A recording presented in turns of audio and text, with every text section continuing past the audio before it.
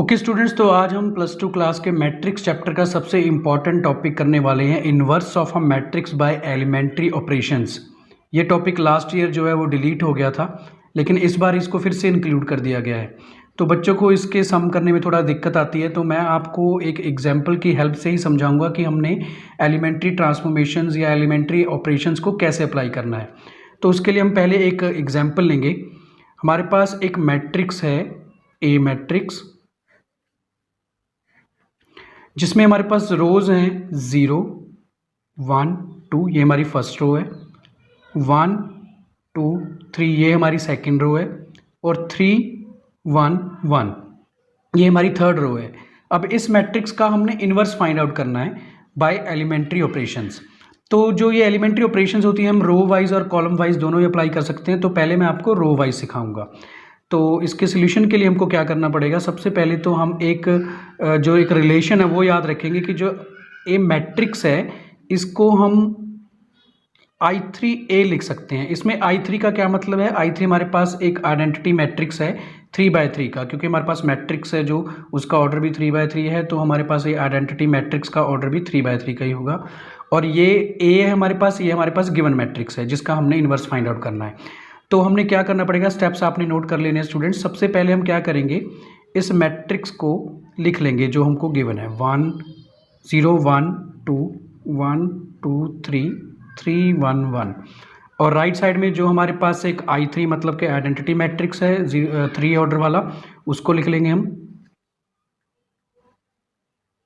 और जो A है उसको हम एज इट इज़ रख लेंगे। अब ये ए मैट्रिक्स है जो ये हमने एज इट इज़ इसलिए रखा है क्योंकि जब हम इस आइडेंटिटी मैट्रिक्स को एलिमेंट्री ट्रांसफॉर्मेशंस के बाद सॉल्व करेंगे तो ये ही हमारे पास इन्वर्स होगा। मैं आपको इसका रिजल्ट साइड में लिख देता हूँ कि एक्चुअली असल में होता क्या है। अगर आप किसी मैट्रिक्स के इन्वर्स को उस मैट्रिक्स से मल्टीप्लाई कर दो तो हमारे पास आइडेंटिटी मैट्रिक्स आ जाता है। हमने सेम सिचुएशन जो है इन ऑपरेशंस के थ्रू यहाँ पे जनरेट करनी है, बनानी है हमने। तो उसके लिए हम क्या करेंगे, सबसे पहले हमको चाहिए होता है 1, यानी कि हमारा जो फर्स्ट पोजीशन में एलिमेंट है वो 1 होना चाहिए, पर हमारी जो गिवन मैट्रिक्स है उसमें फर्स्ट पोजीशन में हमारे पास 0 है। तो एक ट्रांसफॉर्मेशन हम अप्लाई कर सकते हैं, इंटरचेंजिंग R1 विद R2। और इंटरचेंजिंग के लिए हम ये डबल एरो जो सिंबल यूज़ करेंगे। तो हमारा जो ये मैट्रिक्स है उसमें जो फर्स्ट रो है वो हमारी सेकेंड रो से इंटरचेंज हो जाएगी, ऐसा हम कर सकते हैं। अब देखिए हमारी जो फर्स्ट रो है वो बन चुकी है 1 2 3 जो पहले हमारी सेकंड रो थी, और जो हमारी सेकंड रो है वो बन चुकी है 0 1 2 जो कि फर्स्ट रो थी। ये सेम ऑपरेशन फिर अब हमने अप्लाई करना है हमारे आइडेंटिटी मैट्रिक्स पे। तो इसमें हमारी जो फर्स्ट रो है वो बन जाएगी 0 1 0, और जो हमारी सेकंड रो है वो बन जाएगी 1 0 0।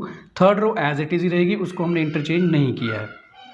ये हमारे पास एक फर्स्ट मतलब ऑपरेशन अप्लाई करने के बाद इस तरह की सिचुएशन बन जाती है।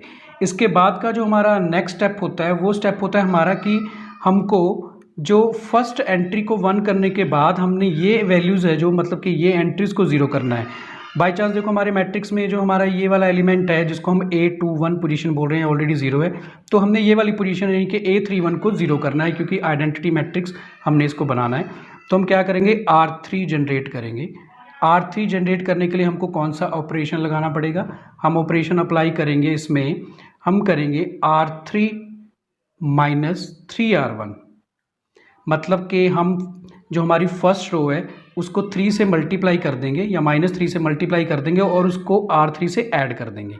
इसका मतलब जो हमारी फर्स्ट रो है, क्योंकि हम ये ऑपरेशन थर्ड रो पे अप्लाई कर रहे हैं तो इसलिए फर्स्ट रो पे कोई फ़र्क नहीं पड़ना चाहिए, वो जैसी है एज इट इज़ ही रहेगी। और सेकंड रो पे भी कोई फ़र्क नहीं पड़ना चाहिए, वो भी एज इट इज़ रहेगी। सिर्फ हमारी जो थर्ड रो है वो चेंज हो जाएगी। अब अगर आप -3 को 1 से मल्टीप्लाई करते हो तो हमारे पास -3 आ जाता है, और -3 + 3 हमारे पास बन जाता है 0। सिमिलरली अगर -3 को 2 से मल्टीप्लाई करोगे तो -6 बन जाएगा, और -6 को अगर आप 1 से, जो कि हमारी थर्ड रो का सेकंड एलिमेंट है, उससे ऐड करोगे तो हमारे पास सिंपली 5 आ जाएगा। और अगर आप -3 को 3 से मल्टीप्लाई करोगे तो -9 आ जाएगा, और -9 को अगर आप 1 से ऐड कर देते हो तो हमारे पास आ जाएगा -8, हमारे पास -8 बन जाएगा। और इसके अलावा अगर आप यही और ये एलिमेंट हमारा -5 बन जाएगा। अब यही ऑपरेशन को हमने अपने राइट साइड वाले मैट्रिक्स में भी अप्लाई करना है। हमने इसकी जो फर्स्ट रो है उसको एज इट इज़ रखेंगे और जो इसकी सेकंड रो है उसको भी हम एज इट इज़ ही रखेंगे। अब थर्ड रो में ऑपरेशन अप्लाई हुआ है, तो थर्ड रो में पहले हम क्या करेंगे, हम पहले फर्स्ट रो में -3 को मल्टीप्लाई करेंगे, अगर 0 से 0 ही आ जाएगा और 0 प्लस 0 हमारे पास 0 ही आ जाएगा। अब -3 को अगर आप 1 से मल्टीप्लाई करवाते हो और 0 से ऐड करवाते हो तो हमारे पास -3 बचता है, और अगर आप -3 को 0 से मल्टीप्लाई करवाते हो और 1 से ऐड करवाते हो, ये हमारे पास ऑलरेडी 1 ही रहेगा, मतलब कि जो है वैसा ही रहेगा। अब इसके बाद हमने क्या, हमारा जो नेक्स्ट स्टेप है वो हमारा नेक्स्ट स्टेप होता है कि हमने अब इन पोजीशंस को, मतलब कि -5 वाली पोजीशन होगी और 2 वाली या 3 या 2 वाली, इन पोजीशंस को 0 करना है और जो हमारे डायगोनल एलिमेंट्स उनको सबको 1 करना है। अब स्टूडेंट्स हमारी जो ये 2 पोजीशन है ये 0 बन चुकी हैं, जो कि हमको वैसे भी आइडेंटिटी मैट्रिक्स के लिए 0 चाहिए होती हैं। अब हमारा जो नेक्स्ट मोटिव है वो बाकी 2, 3 इन पोजीशंस को भी 0 करना है और इसके अलावा ये वाली पोजीशन और ये वाली पोजीशन को भी 0 करना है। अच्छा स्टूडेंट्स, आपने एक बात का ध्यान रखना है कि जब आप 0 या 1 बनाते हो अपने मैट्रिक्स में, तो आपकी पहले वाली जो सिचुएशन है, मतलब जो आप पहले ऑलरेडी 1 या 0 बना चुके हो, वो आपके डिस्टर्ब नहीं होनी चाहिए। अगर वो डिस्टर्ब हो रही है, इसका मतलब आप ऑपरेशन है जो वो सही अप्लाई नहीं कर रहे हैं। अब हम कर सकते हैं, जो हमारी फर्स्ट रो का जो हमारा सेकंड एलिमेंट है 2, इसको हम 0 कर सकते हैं। वो कैसे कर सकते हैं मैं आपको ऑपरेशन बताता हूँ। मतलब हमने R1 ऑपरेट करना है, R1 पे हमने ऑपरेशन लगाना। वो कैसे लगाएंगे हम, अगर हम कर दे R1 - 2R2, अब इसके बाद आपने इसको 0 करना है। तो अगर आप -2 को 1 से मल्टीप्लाई करें तो -2 आएगा और 2 - 2 आपके पास बन जाएगा 0। नाउ अगर इस -2 को आप इस 2 से मल्टीप्लाई करें तो -4 आ जाएगा और 3 - 4 आपके पास जो है वो -1 बन जाएगा। अब बाकी जो हमारी रो है वो एज इट इज़ ही रहेगी, second row and third row. अब ये सेम ऑपरेशन को हमने जो है हमारे राइट साइड वाले मैट्रिक्स पे भी अप्लाई करना है। तो राइट साइड वाले मैट्रिक्स में हम जब फर्स्ट रो बनाएंगे तो पहले आप -2 को अगर 1 से मल्टीप्लाई करते हो तो आपको -2 आ जाता है और 0 - 2 आपके पास -2 बन जाता है। अब -2 को अगर आप 0 से मल्टीप्लाई करवाते हो 0 ही आता है और 1 + 0 आपके पास 1 ही बन जाएगा और -2 को फिर से 0 तो ये 0 ही रह जाएगा। और जो सेकंड रो है वो आपकी एज इट इज़ ही रहेगी क्योंकि उसमें हमने कोई ऑपरेशन अप्लाई नहीं किया है, और थर्ड रो भी एज इट इज़ ही रह जाएगी। अब हमारा जो नेक्स्ट स्टेप होगा वो हमारा -5 को 0 कर सकते हैं क्योंकि हमारे पास ऊपर 1 है, तो हम वही ऑपरेशन यहाँ पे भी अप्लाई कर सकते हैं। इसका मतलब अब हम R3 ऑपरेट करेंगे और R3 ऑपरेट करने के लिए हम ऑपरेशन जो अप्लाई करेंगे वो हमारे पास होगा R3 + 5R2। अब इस ऑपरेशन को हम अप्लाई करते हैं क्योंकि हमने R3 पे ऑपरेशन लगाना है, तो हमारी फर्स्ट रो है जो एज इट इज़ रह जाएगी और जो हमारी सेकंड रो है वो भी एज इट इज़ रह जाएगी। थर्ड रो में चेंजेस आ जाएंगे। पहले हम 5 को करेंगे 2 से सेकंड रो से मल्टीप्लाई। 5 × 0 0, 0 + 0 हमारे पास 0 ही आ जाएगा और 5 को अगर 1 से मल्टीप्लाई करें तो +5 आ जाएगा और 5 - 5 आपके पास 0 बन जाएगा। 5 × 2 = 10 और 10 को अगर आप -8 से सॉल्व करोगे तो आपके पास यहाँ पे 2 आ जाएगा। अब यहाँ पे जो राइट साइड में हमारे पास मैट्रिक्स है उस पर भी हम ये सेम ऑपरेशन अप्लाई करेंगे थर्ड रो में।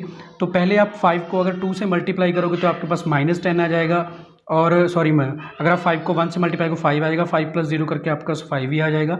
5 को 0 से मल्टीप्लाई को 0 आ जाएगा और 0 + -3 -3 आ जाएगा। 5 को 0 से मल्टीप्लाई करने के बाद 0 0 + 1 आपके पास 1 ही आ जाएगा। तो इस तरह का आपके पास जो है नेक्स्ट सिचुएशन में ये मैट्रिक्स हमारा बन जाएगा।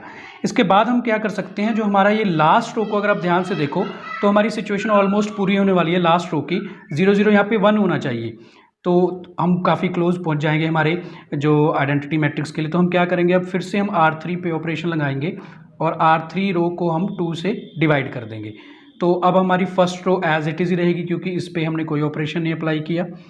अब जो हमारी लास्ट रो है उसमें 0 0 एंड 1 आ जाएगा क्योंकि हमने इसको 2 से डिवाइड कर दिया है। अब सेम ऑपरेशन है जो हम हमारे राइट साइड वाले मैट्रिक्स पे भी अप्लाई करेंगे। तो यहाँ पे हमारे पास बन जाएगा 5/2 -3/2 और 1/2। ये हमारे पास जो है सिचुएशन बन जाएगी। अब आप देख सकते हो कि हमारे राइट साइड में सिर्फ ये दो जो पोजीशंस बच चुकी है, एक -1 और 2 वाली, इनको हमने 0 करना है। तो जो हमारा मैट्रिक्स है वो आइडेंटिटी मैट्रिक्स बन जाएगा और जो राइट साइड में हमको मिलेगा वो हमारा इन्वर्स होगा। इसके बाद जो हम ऑपरेशन अप्लाई करेंगे वो हम करेंगे R1 पर और हमारा जो ऑपरेशन होगा वो होगा R1 + R3। अब मैं आपको दिखाता हूँ इसमें, अगर आप 1 को लास्ट मतलब थर्ड रो के 0 से ऐड करोगे तो हमारे पास 1 ही बचेगा। 1 + 1 भी 0 आ जाएगा, -1 और +1 आपके पास आ जाएगा 0 और हमारी सेकंड रो जो है वो एज इट इज़ ही रहेगी। इसको हम ऐसे लिखेंगे और सिमिलरली जो हमारी थर्ड रो है वो भी एज इट इज़ ही रहेगी। अब यही ऑपरेशन हमने राइट साइड वाले मैट्रिक्स पे भी अप्लाई करना है। तो R1 के लिए अगर आप -2 को 5/2 से ऐड करते हो तो हमारे पास बचता है 1/2, तो हमारे पास 1/2 बचता है। अगर आप 1 को -3/2 से ऐड करते हो तो हमारे पास -1/2 बचता है, और अगर आप 0 को 1/2 से ऐड करते हो तो हमारे पास सिंपली 1/2 ही बचता है। और जो हमारी सेकंड रो है उसको हम एज इट इज़ ही लिख देंगे, और जो हमारी थर्ड रो है उसको भी हम एज इट इज़ ही लिख देंगे। अब हम काफ़ी क्लोज पहुंच चुके हैं हमारे आइडेंटिटी मैट्रिक्स बनाने के लिए, तो सिर्फ हमारा जो एक एलिमेंट 2 रह गया इसको अब हमने 0 करना है।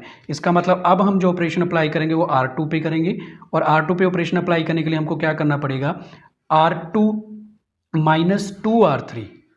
अगर हम -2R3 ऑपरेशन अप्लाई करेंगे तो हम देखते हैं कि हमारे पास क्या सिचुएशन बनेगी। फर्स्ट रो हमारी एज इट इज़ ही रह जाएगी, और जो हमारी सेकंड रो है अगर आप -2 को 0 से मल्टीप्लाई कर देते हो तो 0 ही बनेगा, और 0 + 0 हमारे पास 0 ही आ जाएगा। और -2 को अगर आप 0 से मल्टीप्लाई करो 0 ही आएगा, और 1 + 0 हमारे पास 1 ही बनेगा।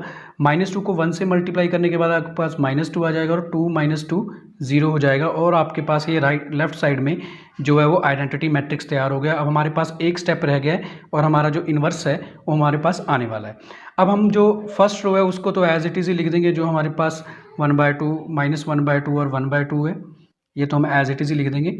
और जो हमारी सेकंड रो है, अब हमारी जो सेकंड रो है वो चेंज हो जाएगी। सेकंड रो चेंज कैसे होगी, इसमें हमारे पास आ जाएगा -4, ये हमारे पास -4 बन जाएगा। अगर आप -2 को इससे मल्टीप्लाई करोगे हमारे पास -4 आ जाएगा। और ये हमारे पास नेक्स्ट अगर आप -2 को इसमें 0, ये एज इट इज़ ही हमारे पास आ जाएगा, मतलब कि हमारे पास ये बन जाएगा -3/2, सिंपली हमारे पास ये 3 के बराबर आ जाएगा। और ये नेक्स्ट हमारे पास नंबर -1 के बराबर आ जाएगा। तो लास्ट रो हमारी 5/2 -3/2 और 1/2 बन जाएगी। फाइनली जो हमारे पास ये आ चुका है, मतलब कि एक मैट्रिक्स बन चुका है, ये हमारे पास A इन्वर्स है। और अगर आप देखो ध्यान से, अगर ये हमारे पास A इन्वर्स है और ये और हमारे जो इसके इक्वलिटी में हमारे पास आइडेंटिटी मैट्रिक्स आ गया, जो मैंने आपको स्टार्टिंग में सिचुएशन बताई थी।